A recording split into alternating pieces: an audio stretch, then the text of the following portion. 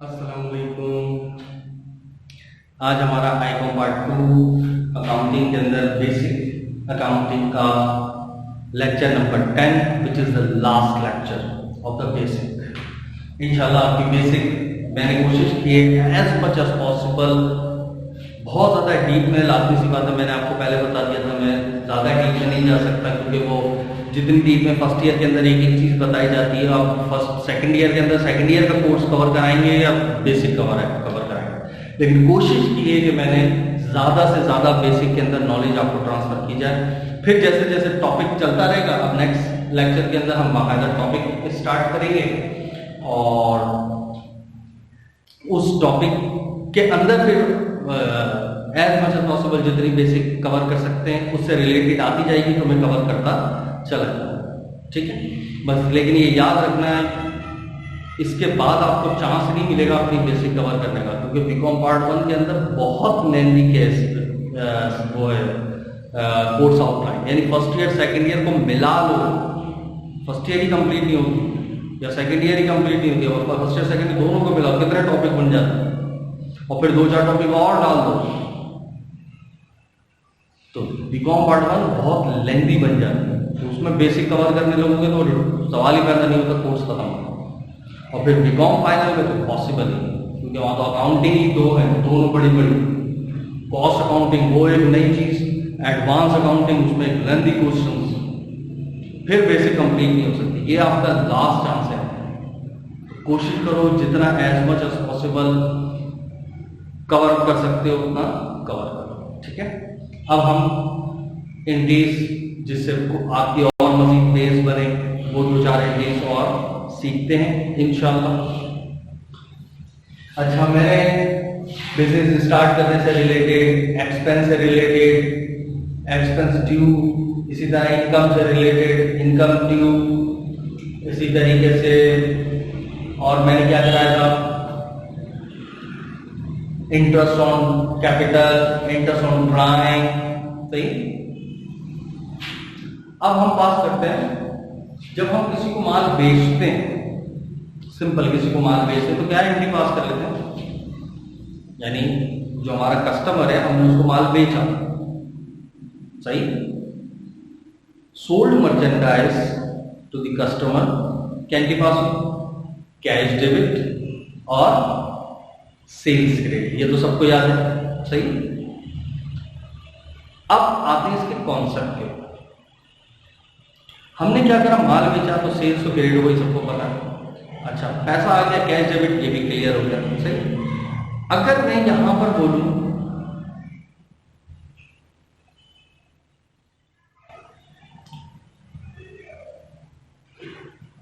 Receive advance from customer, तो अब इसका क्या मतलब हुआ, क्या कहा मैंने,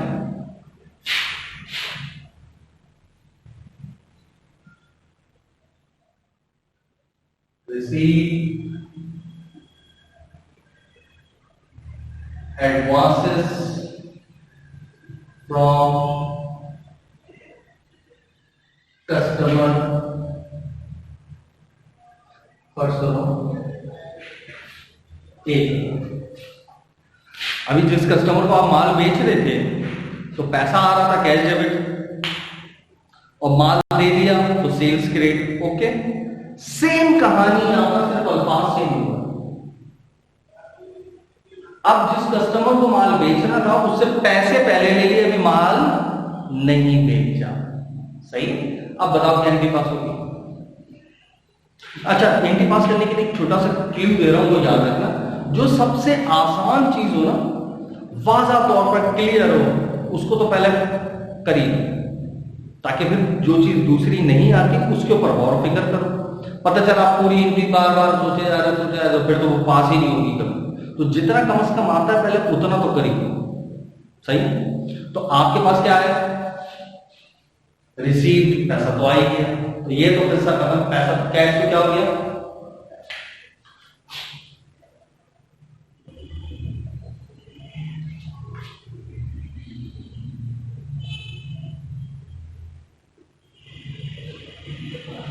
कैश तो डेबिट हो गया। अब सवाल आएगा सिर्फ किसका, यार क्रेडिट क्या, ऐसी है अब देखो, हो सकता है वैसे आपके दिमाग में कुछ आया क्या एंट्री पास होती है? आदि को मैंने बताया कि कैश डेबिट सिर्फ क्रेडिट का बता रहा हूं। अब एडवांस ले रहे हो, अब आपके दिमाग में हो सकता है टाइटल आ रहा हो यार अनअर्न्ड है, आ रहा है किसी के दिमाग में अनअर्न्ड? नहीं, जब कस्टमर से एडवांस लेते हैं तो इसके लिए बाकायदा एक टाइटल ही होता है जिसका नाम ही होता है advances from customer. It is a liability कि इस बंदे से मैंने एडवांस ले लिया है, अभी तक इसको माल नहीं बेचा, इसको माल बेचना है, ये जिम्मेदारी है। और रूल तो पता ही है आपको, वो तो मुझे रिपीट करने की जरूरत ही नहीं है ना।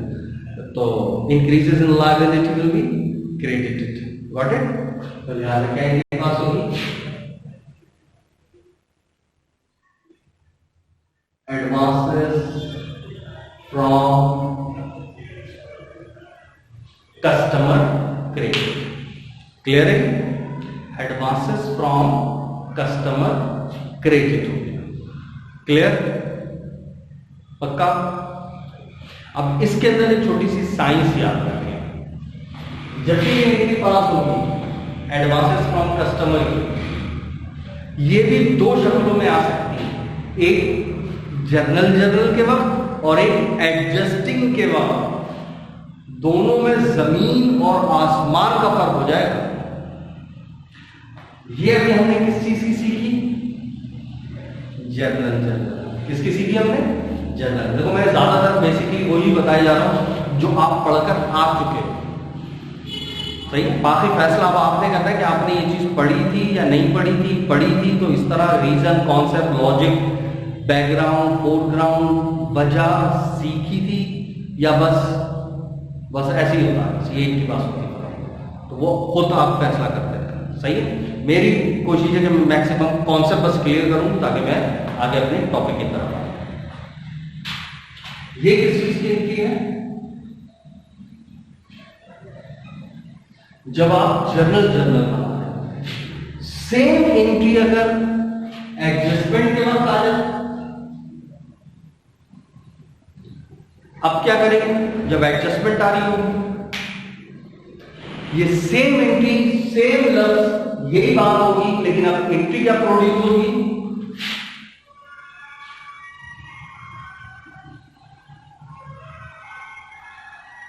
तो क्या बताए क्या होगी? देख तो लिया बेटा, आधा तो लिख दिया मैंने, नजर आ गया क्या की बात? अकाउंट रिसीवेबल डेबिट और एडवांसेस फ्रॉम कस्टमर क्रेडिट।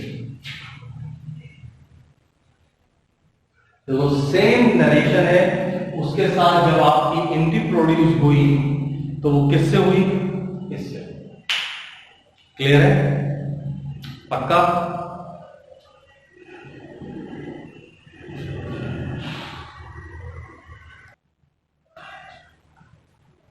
हाँ जी,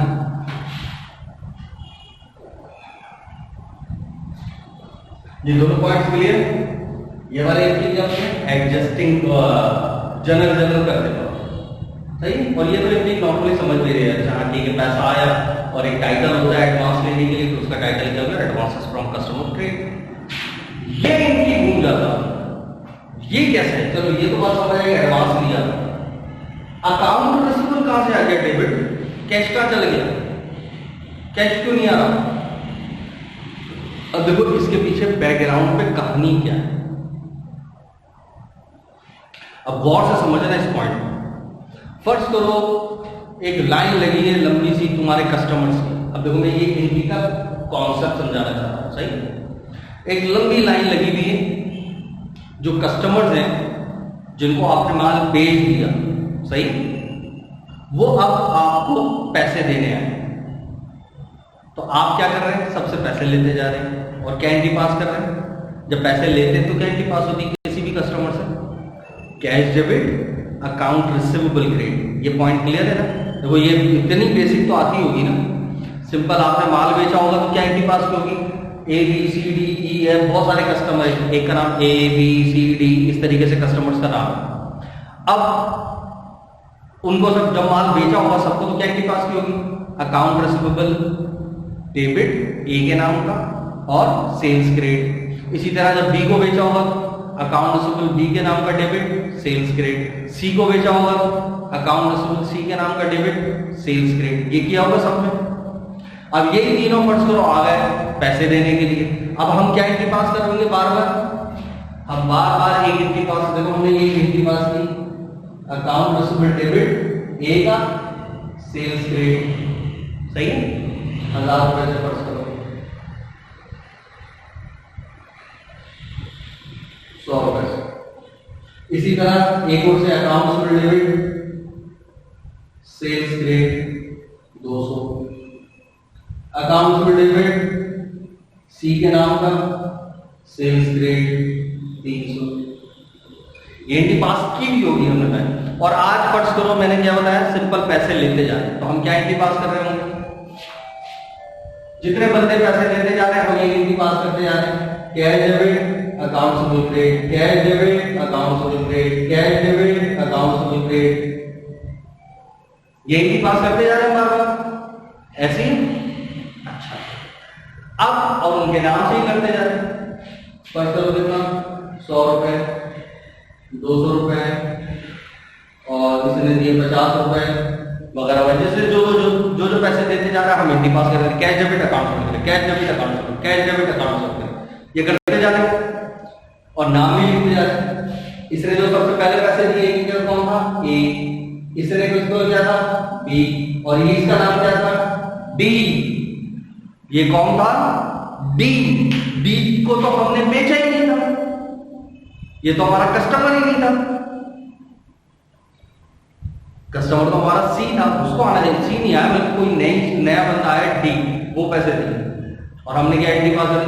हम तो यही कर रहे हैं cash debit account, cash debit account, जो जो बंदा देते जा रहा है कैश डेबिट अकाउंट से क्रेडिट करते जा रहा है। तो असल में वो जो डी बंदा था उसको तो हमने माल बेचा नहीं था, वो अपने पैसे वापस करने नहीं आया था, बल्कि वो हमें एडवांस में पैसे देने आया था कि ये मैं एडवांस आपको पे कर रहा हूं, आप मुझे कल को माल बेच देना। वो बेचारा एडवांस में देने आया था। यानी हमें ये वाली एंट्री पास करनी चाहिए कि cash debit advances from customer credit, लेकिन हमसे गलती हो गई। हम तो सबको इसी की, जिस तरह सबको ट्रीट कर रहे थे हमने इसको भी ट्रीट कर दिया। तो हमने एंट्री पास कर दी cash debit account receivable credit, ये कर दिया गलती से। बात समझे? ये हो गया मसला। अब सबसे ये कर रही है तो बेचारा एडवांस में देने आया, हम ये करके बैठे थे। क्लियर? अच्छा, इतने हजारों लाखों कस्टमर होते हैं उस वक्त तो पता ही नहीं चला, लेकिन जब एंट्री पास करने के बाद हम नेक्स्ट मरहला क्या होता है? T account. जब टी अकाउंट बनाते हैं तो वहां पकड़ा जाता है, क्योंकि अकाउंट रिसीवेबल तो असेट है। असेट का जो भी एंडिंग बैलेंस होगा वो हर हाल में डेबिट साइड पर आएगा। कहां पर आएगा? डेबिट साइड पर आएगा। लेकिन एक बंदा होगा डी जिसका अकाउंट रिसीवेबल का एंडिंग बैलेंस क्रेडिट आ रहा होगा, वहीं से पकड़ा जाएगा कि क्रेडिट क्यों आया, ये बंदा कौन है। जब हम उसकी पूरी हिस्ट्री निकालेंगे तो पता चलेगा हमारा कस्टमर ही, ये तो नया बंदा है। बात समझे? फिर इससे जब आपकी बातचीत होगी पता चलेगा कि तो एडवांस में देने हैं, ठीक है। वरना आप चेक कर ले, अगर हम इसका टी अकाउंट बनाएंगे तो सबके टी अकाउंट बनाओ। ये सब क्या है? अकाउंट रिसीवेबल के अकाउंट बनाया। देखो ए बी सी 100 200 300 से डेबिट है, 100 से डेबिट, 200 से डेबिट, 300 से डेबिट। ये कौन है? ए बी और सी, ये तीन ही बंदे।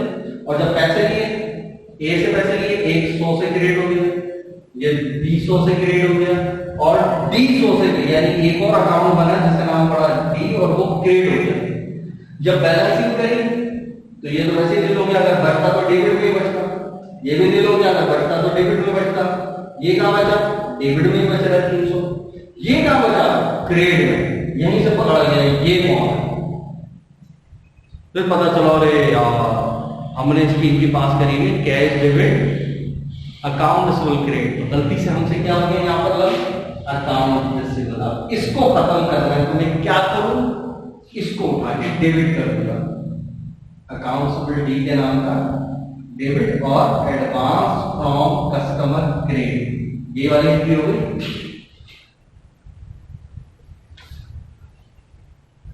तो मैंने पूरी सवाल हयात बता दी इस एंट्री की, ये एंट्री क्यों पास हुई है, इसके पीछे बैकग्राउंड में पूरी कहानी क्या चल रही है। क्लियर? ये नहीं है कि सिंपल एडवांस फ्रॉम कस्टमर, हालांकि मेरे लिए बहुत अच्छा है एडवांस फ्रॉम कस्टमर, जब भी आएगा ना ये वाली एंट्री पास कर देना, एडजस्टमेंट में जब भी आएगा ये एंट्री पास कर देना। अब एक जहन में होता है एंट्री तो पास कर देना, लेकिन क्यों कर देना, वजह क्या है, तो इसके पीछे पूरी कहानी है, ऐसे नहीं पास हो गई है। हमने गलती से कैश डेबिट और अकाउंट रिसीवेबल क्रिएट कर दिया था, हमें यहाँ एडवांस क्रिएट करना था, हमने अकाउंट रिसीवेबल गलती से कर दिया, तो अकाउंट रिसीवेबल को आज उठा के डेबिट कर दिया और एडवांस को क्रिएट कर दिया। आप गौर करो तो फिर दोबारा ये एंट्री बन गई, क्योंकि अकाउंट रिसीवेबल क्रिएट और डेबिट होकर जीरो हो गया, असल एंट्री वही पास हुई, cash debit advance create. Clear है कॉन्सेप्ट बना कुछ? अच्छा ये भी कहानी होती है, इस तरीके से भी सोचना होता है। ठीक है, और आगे बढ़े।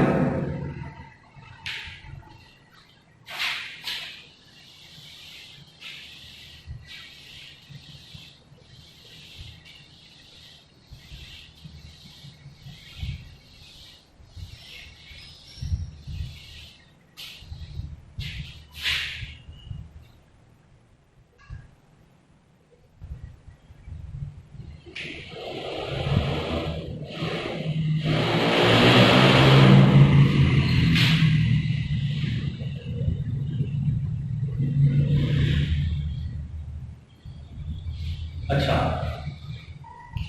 परचेज डिस्काउंट होता है सिंपल सा, परचेज डिस्काउंट करते हुए क्या एंट्री प्रोड्यूस होती है, सिंपल माल बेचा, फर्ज करो 1000 रुपए का माल बेचा, क्या एंट्री पास होती है, परचेजेस डेबिट और अकाउंट्स पेबल। सही, फर्ज करो कितने का बेचा, 1000। क्लियर, 1000 का माल आपने बेचा। अच्छा, अब शर्त क्या है, अगर विद इन डिस्काउंट पीरियड, फर्ज करो 10 दिन का टाइम दिया उसने, ये 1 जनवरी को आपने माल खरीदा, उसने बोला कि अगर 10 दिन के अंदर अंदर पेमेंट कर देंगे तो आपको 100 रुपए डिस्काउंट मिलेंगे। सही, तो अगर हम 100 रुपए with in discount period payment करते हैं तो हम क्या एंट्री पास करते हैं, अगर with in discount period payment करें।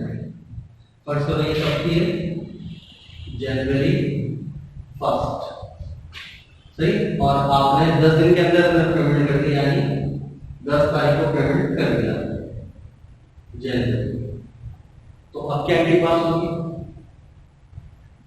चलो ये एंट्री तो आई होप क्या आती होगी सबको, तो बताओ with in discount period payment होगी और डिस्काउंट कितने का, 100 रुपए का, यानी 10 दिन के अंदर अंदर कर दिया आपने, तो क्या एंट्री पास होगी, अकाउंट पर पूरा 1000 से डेबिट, जबकि पैसे आपके पास से कितने जाएंगे, 900, और 100 रुपए क्या हो गया,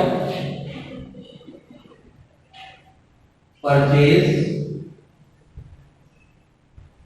डिस्काउंट। क्लियर है एंट्री, पक्का? अच्छा, अगर ये वाली एंट्री ये है, अब इसी का आगे देखो, अगर ये एंट्री आप आफ्टर डिस्काउंट पीरियड करते हैं, आप करते हैं ये जनवरी की 12, 13, 14, 15, 16 तारीख को एंट्री पास कर रहे होते हैं, सही, तो अब तो डिस्काउंट नहीं मिलेगा, अब क्या एंट्री पास होगी, अकाउंट्स पेबल डेबिट पूरा 1000 से और कैश क्रेडिट पूरा 1000 से, ये वाली तो एंट्री क्लियर है, पक्का? ये दोनों कॉन्सेप्ट क्लियर है, सही, ये विद इन डिस्काउंट पीरियड, ये आफ्टर डिस्काउंट पीरियड। मैं ये देखिए, मैंने इससे एक ये वाली बना दी और एक ये वाली, आपको 1000 दे रहे थे, अगर आप जल्दी पेमेंट कर देंगे तो ये डिस्काउंट मिल गया और यहाँ डिस्काउंट नहीं मिला, ये पॉइंट क्लियर। ये मैंने आपको कॉन्सेप्ट थोड़ा सा रिकॉल करा दिया, ठीक है। अब फर्ज करो परचेज डिस्काउंट, इसमें क्या हो रहा है, लॉस। परचेज डिस्काउंट आपको 100 रुपए मिल रहा था ना, चलिए मिला, जल्दी पेमेंट की तो मिल गया, और यहां क्या हुआ, परचेज डिस्काउंट लॉस्ट हो गया, है ना। आपने देर से पेमेंट की तो आपने अपने परचेज डिस्काउंट को लॉस्ट कर दिया, जाया कर दिया। अब रिकॉर्ड करने के तरीके होते हैं, तो परचेज डिस्काउंट लॉस्ट अगर रिकॉर्ड करना है, दिखाना है, तो उसकी एंट्री क्या है, एंट्री के अंदर भी नजर आया परचेज डिस्काउंट लॉस्ट, तो परचेज डिस्काउंट लॉस्ट की एंट्री क्या होती है।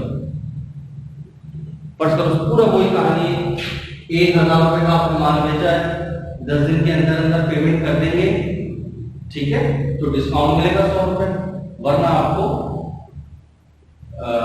पूरे पैसे दे देंगे, ठीक है। तो फर्स्ट करो आपने टाइम गुजार दिया, अपने डिस्काउंट को लॉस कर दिया। अब बताइए अब आप क्या एंट्री पास होगी, इस एंट्री को गौर करना।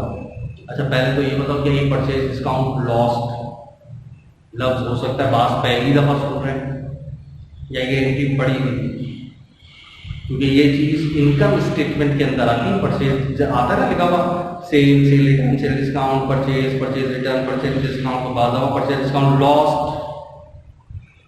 तो मजबूरी हमारी, हम तो पढ़ते ही ऐसा है, जो 5 ईयर के सवाल में लफ्ज आया बस उतना ही पता है, अगर वो 5 ईयर में नहीं आया लफ्ज तो हमें पता भी नहीं है।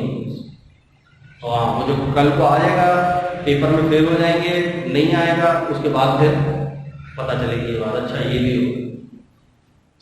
क्या फर्स्ट ईयर में आप देखिए नए नए करीब करीब वाले जो पेपर थे, उसमें बहुत सारी ऐसी चीजें आई हैं पिछले 20 साल में कभी नहीं आई। अब आज के बाद से पढ़ना शुरू कर दो, तो क्या फायदा है, सभी कम से कम अपने लेवल पर उतना तो आपको आता हो। परचेज डिस्काउंट लॉस की क्या की बात होगी, परचेज डिस्काउंट लॉस, अब गौर से सुनना, देखो ये पॉइंट तो क्लियर हो गया ना। या तो जब भी परचेज डिस्काउंट लॉस्ट, दो टाइप की कंपनीज अपनी तरह हिसाब से रिकॉर्डिंग करती है। बाज लोग डिस्काउंट को रिकॉर्ड ही नहीं करते,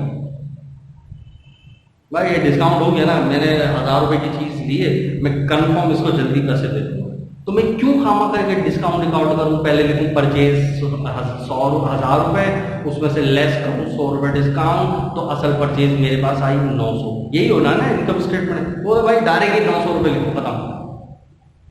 तो बाज ऐसे लोग, ये रिकॉर्डिंग का तरीका होता है, ये कहलाता है डायरेक्ट मेथड, और ये क्या कहलाता होता है जिसके अंदर सारी चीजें रिकॉर्ड होती है, ये कहलाता है इनडायरेक्ट मेथड रिकॉर्ड करने का, जिसमें नजर आए वो इनडायरेक्ट है और डायरेक्ट यानी उसको रिकॉर्डिंग है।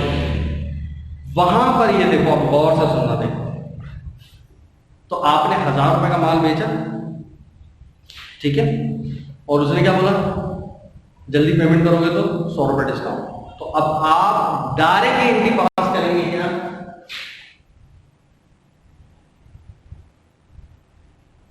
Purchases debit, accounts payable credit 900, सही है। डायरेक्ट एंट्री ही कितने से करेंगे, 900 रुपए से एंट्री पास करेंगे, ठीक है। ये जो एंट्री पास होगी वो डायरेक्ट ही 900 रुपए से रिकॉर्ड हो रही है, सही। अब वही दो बात है, या तो जल्दी पैसे दोगे या टाइम गुजार के दोगे। अगर आप जल्दी पैसे दे देंगे तो हम एंट्री पास करेंगे अकाउंट में डेबिट, कैश क्रेडिट 900, और अगर आप टाइम गुजार देंगे तो आपने अपने परचेज डिस्काउंट को लॉस्ट कर दिया, सही है, नुकसान हो गया, तो लिहाजा वो रिकॉर्ड नहीं होगा। तो पैसे तो वही थे 900 रुपए, तो अकाउंट पे तो 900 रुपए से डेबिट होकर ले लोगे, सही। जबकि पैसे आपके पास से आप कितने जाएंगे, पूरे 1000 रुपए, तो 100 रुपए का आपको नुकसान होगा, नुकसान डेबिट होता है, इसका नाम क्या होगा, परचेज डिस्काउंट लॉस्ट। तो जब परचेज डिस्काउंट लॉस्ट की गेन की बात होती है उसके पीछे की कहानी होती है। सही है? तो याद रखो दो तरीके हैं रिकॉर्ड करने के, एक होता है डायरेक्ट जिसके अंदर ये कहानी होती है और एक होता है इनडायरेक्ट जिसके अंदर ये कहानी। तो जब भी परचेज डिस्काउंट लॉस्ट का जिक्र आएगा तो याद रखो ये कौन सी कहानी चल रही है, इनडायरेक्ट और डायरेक्ट। और इस वक्त जब परचेजेस की एंट्री पास होगी वो डिस्काउंट लेस कर ही की जाएगी। सही, लेस कर ही की जाएगी, नो सोर्स। अगर जल्दी पेमेंट कर दी तो ये डेबिट और कैश के हिस्सा पर, और अगर लॉस कर दिया तो फिर वो रिकॉर्ड। क्लियर? पक्का कॉन्सेप्ट क्लियर हुआ? और याद रखना ये जाएगा कि कहां, ये भी तो बताओ।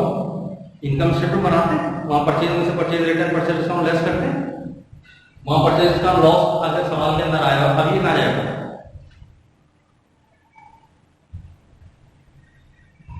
बताओ कहां जाएगा? इनकम स्टेटमेंट पढ़ी है ना? तो इनकम स्टेटमेंट में ये अगर सवाल के अंदर डेटा के अंदर परचेज डिस्काउंट लॉस लिखा हुआ तो कहां जाएगा? दिमाग में क्या क्या यार ये परचेज में से ऐड करें या लेस करें, यही आ रहा है। तुक्का मार रहे होंगे यार परचेज डिस्काउंट लेस हो जाएगा तो ये लॉस्ट हो गया तो ऐड हो जाएगा, ऐसी कहानी हो। बल्कि अब क्या करेंगे हम बताएं?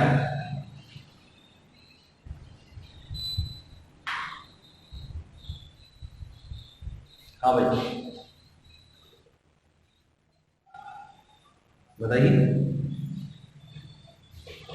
लॉस्ट परचेज डिस्काउंट लॉस्ट जो है ये इनकम स्टेटमेंट के अंदर शुरू में आएगा ही नहीं, क्योंकि ये तो नॉन ऑपरेटिंग आइटम है। सही है? अच्छा ये भी आपको जब इनकम स्टेटमेंट की होगी तो ये तो अंडर स्टूडेंट सारे पढ़ाया होगा कि ये ऑपरेटिंग आइटम होते हैं, ये नॉन ऑपरेटिंग आइटम होते हैं, क्योंकि हम लिखते हैं ना लेस ऑपरेटिंग एक्सपेंस, तो उसमें जितने खर्चे होते हैं वो ऑपरेटिंग होते हैं। अच्छा याद रख लो कौन कौन से नॉन ऑपरेटिंग होते हैं जो सवालात में आते हैं। नंबर 1 इंटरेस्ट, ये नॉन ऑपरेटिंग आइटम होगा। इसी तरीके से और इनकम टैक्स वगैरह नॉन ऑपरेटिंग आइटम होगा। और परचेज डिस्काउंट लॉस्ट ये भी नॉन ऑपरेटिंग आइटम। ठीक है? तो ये परचेज डिस्काउंट लॉस्ट कहाँ आएगा? जब आप पूरी इनकम स्टेटमेंट बनाते थे, याद है? सेल लेते थे, उसमें से cost of goods sold less करते थे तो क्या आता था? Gross profit. Operating expense less करते हैं तो क्या आता है? Operating profit. सही, क्या आता है? Operating profit. फिर उसके अंदर अदर इनकम ऐड होती है और अदर एक्सपेंसेस लेस होते हैं तो नेट इनकम आती है। ठीक है? तो वो जो अदर एक्सपेंसेस आते हैं उसके अंदर बाहर, वो तो सारी फर्स्ट ईयर की कहानी थी। मैंने सिर्फ इस कॉन्सेप्ट बताने के लिए एंट्रीज को समझाया कि ये एंट्रीज के अंदर ये पॉइंट्स क्लियर हो गए। परचेज डिस्काउंट लॉस वाली कहानी, ठीक है? अच्छा, और ये परचेज डिस्काउंट लॉस की भी कहानी हो गई। अब थोड़ा आगे प्रोसीड करते हैं।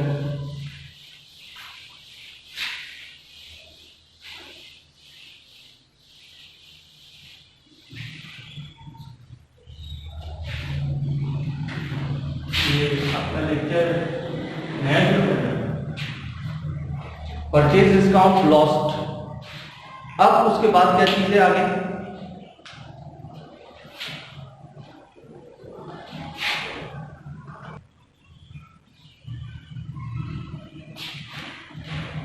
अच्छा जी, अब हम जरा ड्राइंग याद है? सिंपल, विड्यू कैश फ्रॉम बैंक से पैसे निकाले, क्या एंट्री पास होती है? कैश डेबिट ना, क्या होती है? ड्राइंग डेबिट और बैंक क्रेडिट। या सिंपल पैसे निकाले, कैश क्रेडिट। यानी ड्राइंग को पता है ना डेबिट होती है। अच्छा ड्राइंग डेबिट क्यों होती है? ऐसी पूछ रहा हूं, ड्राइंग डेबिट क्यों होती है? बस याद किया हुआ, ऐसा तो नहीं याद किया हुआ ड्राइंग डेबिट होती है। जैसे सेल क्रेडिट होती है, परचेज डेबिट होती है, ड्राइंग डेबिट होती है। क्यों होती है डेबिट?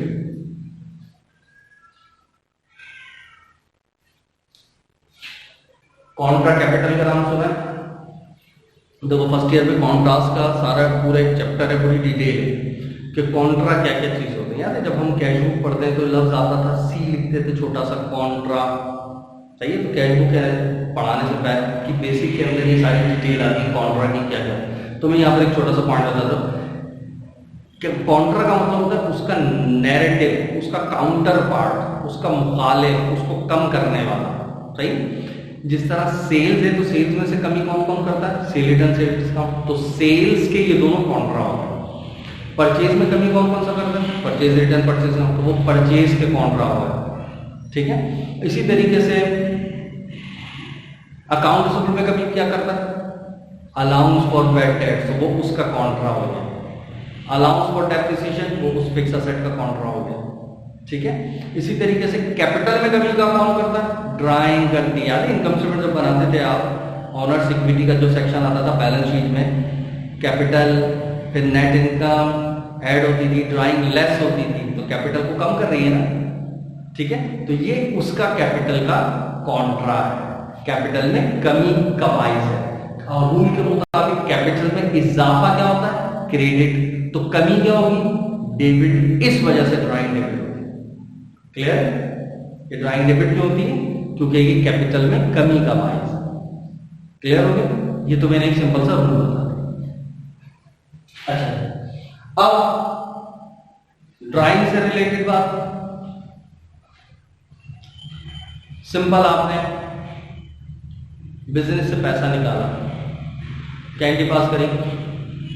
अच्छा, मैं ये छोटी छोटी इंग्लिश पूछता जाऊं ताकि आप अपने कॉन्सेप्ट्स को क्लियर करते जाना। से सिंपल, विड्यू कैश फ्रॉम बैंक या विड्यू कैश, सिंपल पैसे निकाले फॉर पर्सनल यूज, जाती इस्तेमाल के, तो कैंडी पास हुई? Drawing debit, cash credit. Clear? अच्छा, फिर दोबारा पैसे निकाले लेकिन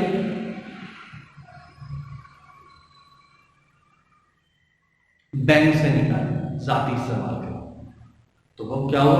cash debit, bank credit. Clear?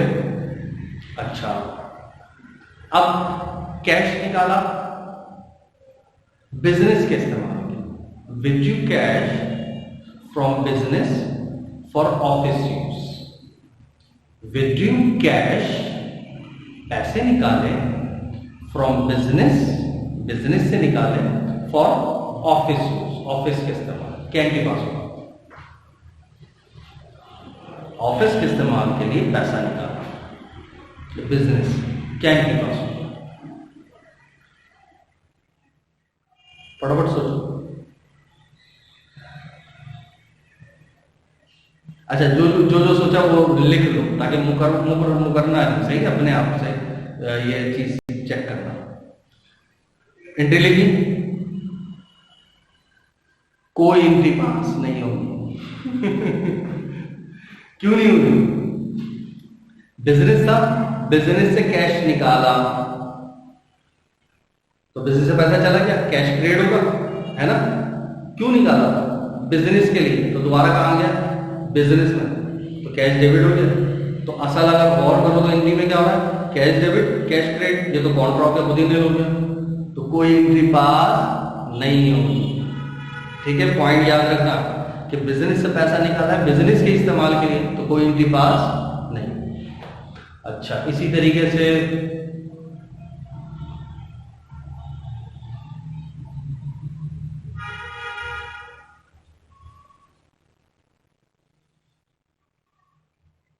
किराया दे दिया, क्या एंट्री पास हुई?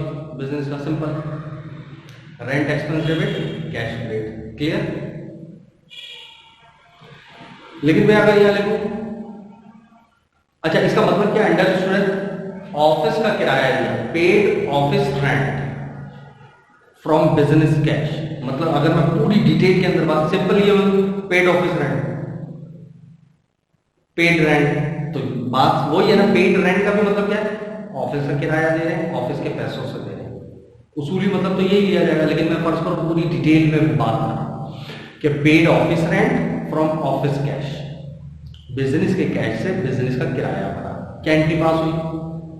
Rent expense debit, cash credit. Clear? अब मैं बोल रहा हूं paid office rent from your own pocket, आपने अपनी जाती जेब से किराया लिया, आपकी एंट्री पास होगी।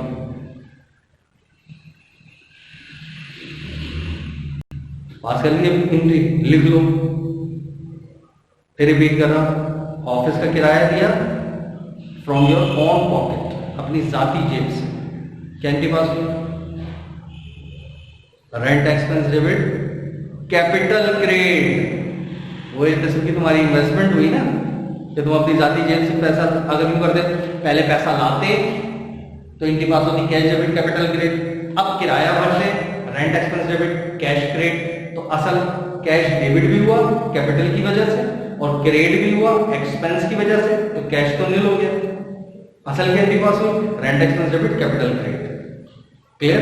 तो ये फर्स्ट ईयर के कॉन्सेप्ट है, सिर्फ मैं आपकी कॉन्सेप्ट को क्लियर करना चाह रहा हूं। एंट्री सारी फर्स्ट ईयर की है, सिर्फ कॉन्सेप्ट पक्के हो जाए। क्लियर? अच्छा, घर का किराया दिया पर्सनल रेजिडेंशियल हाउस का, और क्या नाम है फ्रॉम योर ओन पॉकेट। अब ऑफिस का किराया नहीं, घर का किराया दिया फ्रॉम योर ओन पॉकेट, अब क्या एंट्री पास हो, फटाफट पहले लिख लो। लिख लिया, क्या एंट्री पास हुई? कोई एंट्री पास नहीं होगी। क्यों? बिजनेस तो हिट हुआ ही, घर का किराया दे रहे हो, अपनी जाती जेब से दे रहे हो, बिजनेस तो हिट हुआ ही नहीं। कोई एंट्री पास नहीं होगी। हाँ, घर का किराया दिया बिजनेस के पैसों से, अब क्या एंट्री पास होगी? अब लिखो, क्या एंट्री पास होगी? एंट्री होगी पैसा चला गया कैश क्रेडिट और जाती इस्तेमाल का ड्राइंग डेबिट। क्लियर? तो देखो ये मैंने मैक्सिमम कोशिश की एंट्रीज के जरिए आपका कॉन्सेप्ट्स को शार्प करने की। ठीक है, तो इंशाल्लाह सब अब नेक्स्ट क्लास से बाकायदा अपने टॉपिक का आगाज करेंगे। नेक्स्ट हमारा टॉपिक होगा, चैप्टर होगा हमारा पार्टनरशिप। पार्टनरशिप के अंदर ही 5 टॉपिक हैं, formation, distribution, liquidation, retirement, admission. 5 topic तो हैं ही और बिल्कुल मजेदार टॉपिक। सही? तब उसमें से इंशाल्लाह नेक्स्ट लेक्चर के अंदर पहला टॉपिक स्टार्ट करेंगे फॉर्मेशन। अच्छा, ये बेसिक अकाउंटिंग की खत्म हो गई। सही? अब तरीका मेरा ये होगा कि हर जो भी टॉपिक स्टार्ट करूंगा उसकी बेसिक होगी, उस क्वेश्चन कि उसके अंदर कौन से अल्फाज इस्तेमाल होते हैं, कौन सी टर्म्स इस्तेमाल होती हैं, क्या बोलेगा तो इसका क्या मतलब होगा, ऐसे बोलेगा तो इसको ऐसे सॉल्व करना वगैरह वगैरह, यानी डिटेल उस बेसिक, हर टॉपिक की बेसिक इंतहाई इंपॉर्टेंट है। आपको वो बेसिक आ गई, आपको पूरा टॉपिक आ गया, और ये फैसला आप खुद कर लेना कि जब बेसिक कंप्लीट हो तो फाइल उठाओ और खुद सवाल सॉल्व, मेरे कराने से पहले ही, फिर मजा आएगा पढ़ने में। आप बोलो बाकी में यार बेसिक का बहुत फायदा है कि हम खुद सवाल सॉल्व कर सकते हैं इंशाल्लाह। ठीक है, इंशाल्लाह वो बेसिक आप बिल्कुल मत भूलिएगा। बेसिक बहुत इंपॉर्टेंट होगी हर सवाल की, उसके अंदर सब कुछ होगा। आपको बेसिक के अंदर मैंने 4 पॉइंट्स बताए, उस पूरे 4 पॉइंट्स के अंदर पूरे 20 साल के आप पेपर उठा लो, उसी तरह सॉल्व करो। पेपर में सिर्फ आप क्या सीखेंगे 5 ईयर के क्वेश्चन सॉल्व करने के अंदर? सिर्फ वर्डिंग, क्वेश्चन की शक्ल, क्वेश्चन की शक्ल ऐसे आती है, ऐसे बोलता है, ये बोलता है, सॉल्व कैसे होगा वो जो मैंने बेसिक में बताया हुआ एज इट इज। तो वो बहुत बहुत बहुत इंपॉर्टेंट है आप लोगों के लिए। तो वो प्लीज प्लीज प्लीज उसकी प्रैक्टिस लाजमी रखना। रजिस्टर जितने लेक्चर्स मैंने दिए वो तमाम लेक्चर्स को नोट डाउन लाजमी करना, और बेसिक को तो बिल्कुल यहां तक तो अगर कोई आपने नोट डाउन ना लिया तो कोई इशू नहीं, मैं तो आपको रिकॉल कर रहा था, बूस्टअप कर रहा था। अब मैंने सारी चीजें मैक्सिमम कर दी। कोशिश करूंगा कि आइंदा भी जो पॉइंट्स आते रहे वो डिस्कस करें। नेक्स्ट क्लास के अंदर हम अपना नया टॉपिक स्टार्ट करें। ठीक है, ओके, अल्लाह हाफिज।